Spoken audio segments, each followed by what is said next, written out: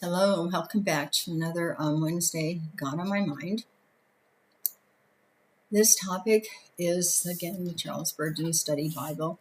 It's from Proverbs 12:25, the first part of it, where it says, anxiety in a person's heart weighs it down.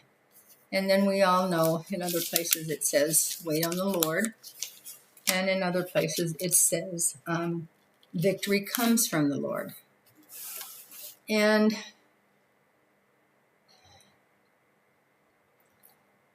I think a large part of our anxiety, I'm speaking for myself too, is that we don't know how the Lord's going to answer it. We know what we want. We do. We know exactly what we want. And that's what we've asked the Lord for. But it can be wait. And that wait, that can be a long wait. It can be years.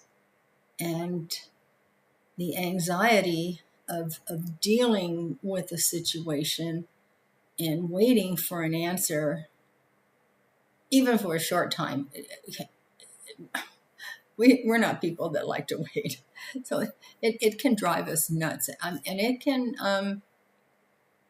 cause a lot of stress. And then the part that says victory comes from the Lord, we all know that. We all know that our steps, our life, everything we have, everything we do, it's in God's hands. He gives, He takes away, and there's the problem.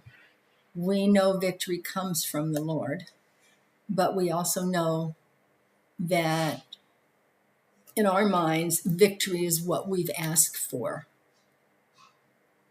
And sometimes we don't get the answer that we've asked for.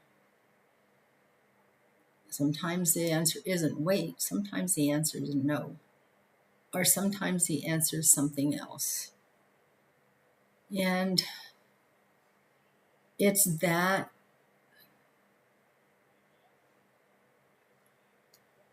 wait, is that maybe, no, or something else that causes our anxiety. Because we're afraid of what the Lord is actually going to give us. That's the bottom line.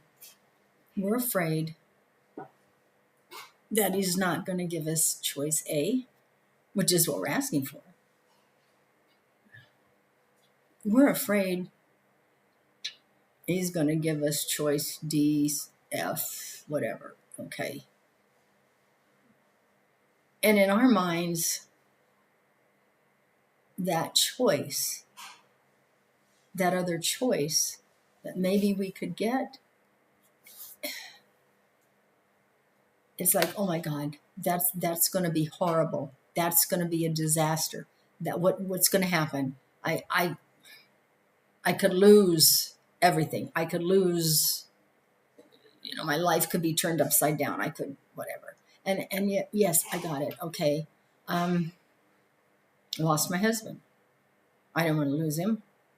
That's not what I asked for. But it was afterwards that I understood why. And I understood it was the best for him. And I had to have faith that God was going to take care of me.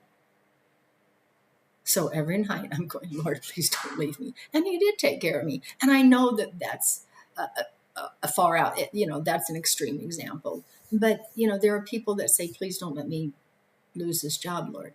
Please don't let me lose my house. Please don't let me break up with my boyfriend or whatever, okay? Because we think that when that happens, that's the end of the world. So there's all this anxiety inside of us because of what of the couldas that it could be. It could be this, it could be this, it could be this. This is what we want. We don't know if we're going to get it. And the fear and the in our minds, oh my God, what if it's this? What if it's this? What if it's this? But I think, well, I know from past experience that hindsight is 2020. Okay. And when we look back at the situation, and I'm not going to lie and say that going through what isn't rough, and that, sleepless nights, torn up stomachs, nervous wrecks. I got it. Okay. And then we get the answer we didn't want. And we think our world's falling apart. And in our mind, at that point, it is. Okay. But then as time goes on, we see what God gives us. And eventually, sooner or later, we come to understand that what God gave us was actually better for us in the long run than what we were asking for. So I know we all know trust God. Give it to him, leave it in his hands, trust him. But I also know we'll do that, and then we'll just let anxiety go crazy in our body and in our mind. Okay, so I'm just saying, I got it, I understand it, but